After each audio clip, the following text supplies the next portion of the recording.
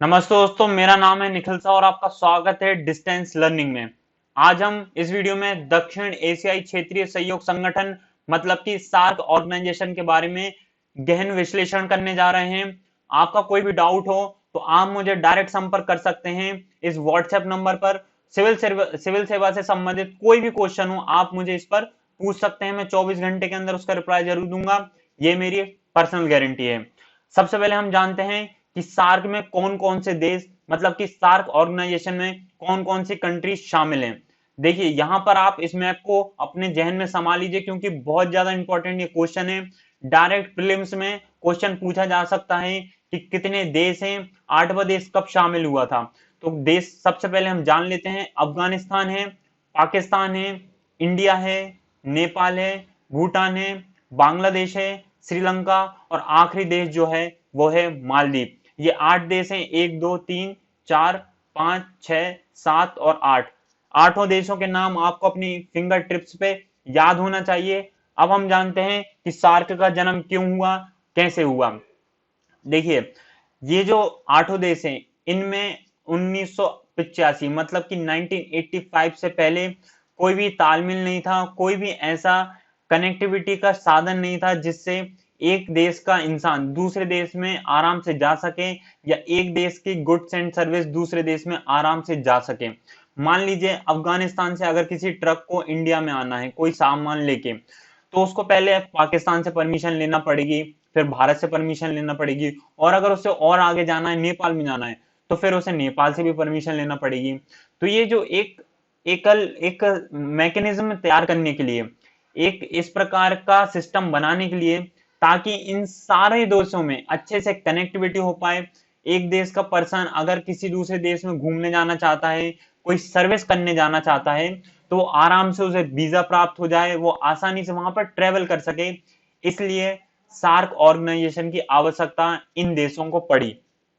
सबसे पहले दक्षिण एशिया में आपसी सहयोग को बढ़ाने के लिए 1980 में इस संगठन का एक विचार आया था जो हमारे बांग्लादेश के उस समय के प्रेसिडेंट थे उनके दिमाग में, उनके जहन में। अप्रैल 1981 के विचार विमर्श के बाद पहली बार श्रीलंका की राजधानी कोलंबो में 7 देशों के विदेश मंत्रियों की मीटिंग हुई थी। 7 देश कौन कौन से थे? 7 देश अफगानिस्तान को छोड़ के जितने देश बचते हैं उन वो 7 देश थे, मतलब कि पाकिस्तान, भारत, नेपाल, भूटान, बांग्लादेश, श्रीलंका और मालदीव। अफगानिस्तान जो था वो बाद में शामिल हुआ था, मैं आपको अभी बताने वाला हूं। तो ठीक है, 7 देशों के विदेश मंत्री मतलब कि फॉरेन सेक्रेटरी 1981 में श्रीलंका की राजधानी कोलंबो में शामिल हुए थे और वहां पर इन्होंने विचार विमर्श किया कि हम जो सार्क संगठन है उसको कैसे आगे लेकर जा सकते हैं, उसकी रूपरेखा क्या होगी। अगस्त 1983 में दिल्ली में पहली बार सदस्य देशों के मतलब जो 7 सदस्य देश थे उनके फॉरेन मिनिस्टर मतलब कि विदेश मंत्री की बैठक हुई और इन सभी देशों ने सार्क का खाका खींचा। सातों देशों के राष्ट्राध्यक्ष और शासन अध्यक्ष ने पहली बार बांग्लादेश की राजधानी में एकजुट हुए। कब एकजुट हुए? 7 से 8 दिसंबर 1985 मतलब कि 1985 में ये सातों देशों के राष्ट्राध्यक्ष ढाका जो था बांग्लादेश की राजधानी वहां पर मिले थे और पहला सार्क सम्मेलन वहीं पर हुआ। और इसी के साथ जो हमारा सार्क है, जो हमारा ऑर्गेनाइजेशन सार्क है वो अस्तित्व में आया था। ठीक है, इतनी बात आपको समझ में आ गई होगी, मैं आशा करता हूं। अब दक्षिण एशियाई क्षेत्रीय संगठन मतलब कि सार्क दक्षिण एशिया के 8 देशों का आर्थिक और राजनीतिक संगठन है। आर्थिक और राजनीतिक संगठन आप याद रखिएगा, मेंस की आंसर राइटिंग में आपको इस वर्ड का यूज करना है।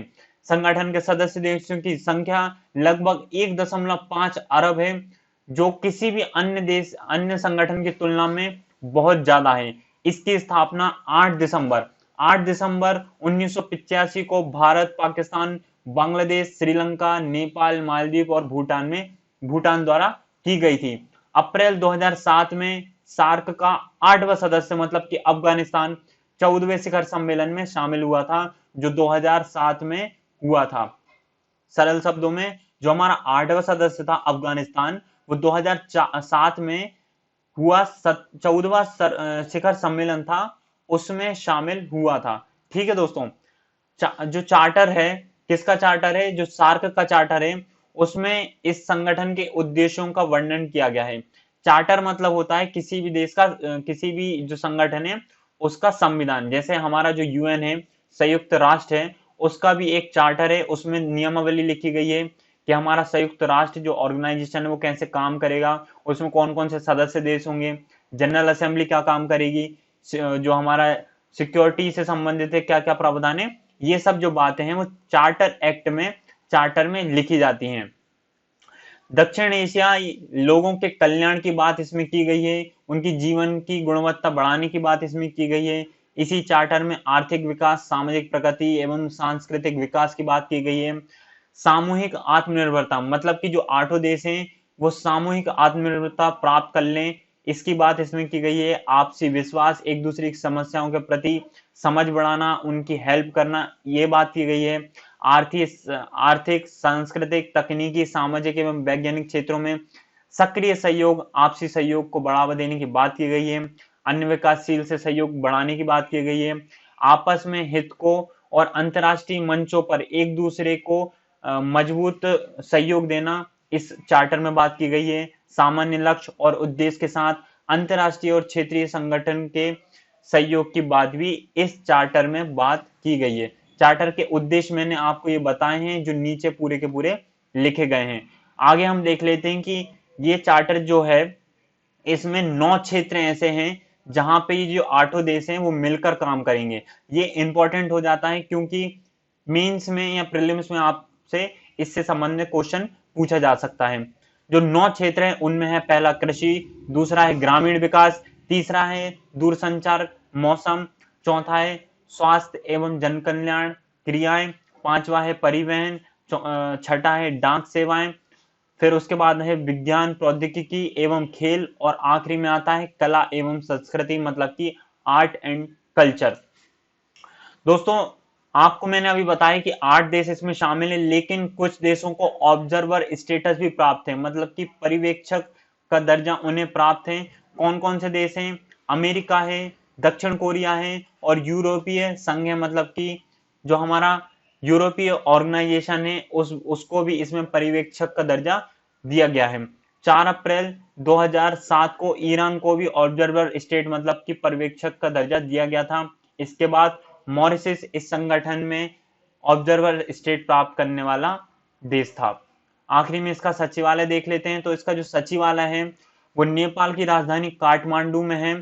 संगठन का संचालन सदस्य देशों के मंत्रिमंडल द्वारा नियुक्त महासचिव करता है, जिसकी नियुक्ति 3 साल के लिए देशों के वर्णमाला क्रम में की जाती है, मतलब कि अल्फाबेटिकल ऑर्डर में इसकी नियुक्ति की जाती है। मतलब कि पहले अफगानिस्तान का हो जाएगा, फिर उसके बाद इंडिया का हो जाएगा, तो अल्फाबेटिकल ऑर्डर जो भी है उसके अनुसार इन देशों का जो महासचिव वो नियुक्त किया जाएगा।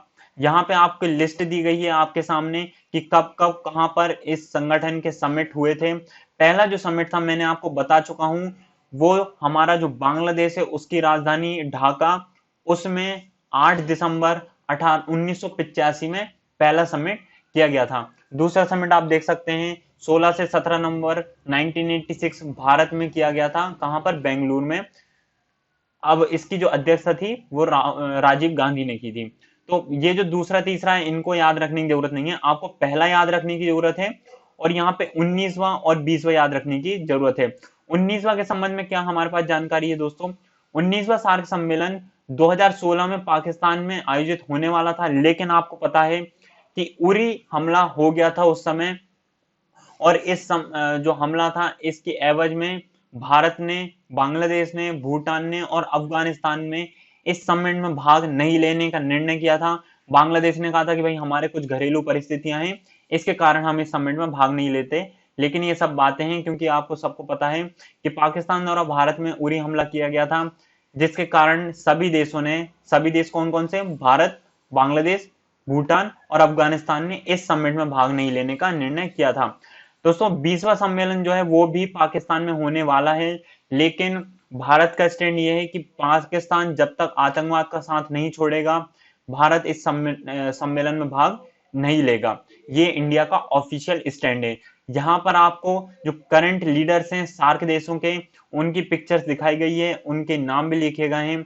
इनको जानना आपके लिए बहुत महत्वपूर्ण है क्योंकि इनने भारत के लिए अभी बहुत बड़ी चुनौती पेश कर दी है, जिनका नाम है केपी शर्मा ओली। नेपाल के प्राइम मिनिस्टर हैं। इन्होंने काला पानी जो क्षेत्र है भारत का, उसको नेपाल का क्षेत्र बता दिया है, जिससे दोनों देशों के जो आर्थिक, सामाजिक और राजनीतिक संबंध है वो खटास में पड़ गए हैं।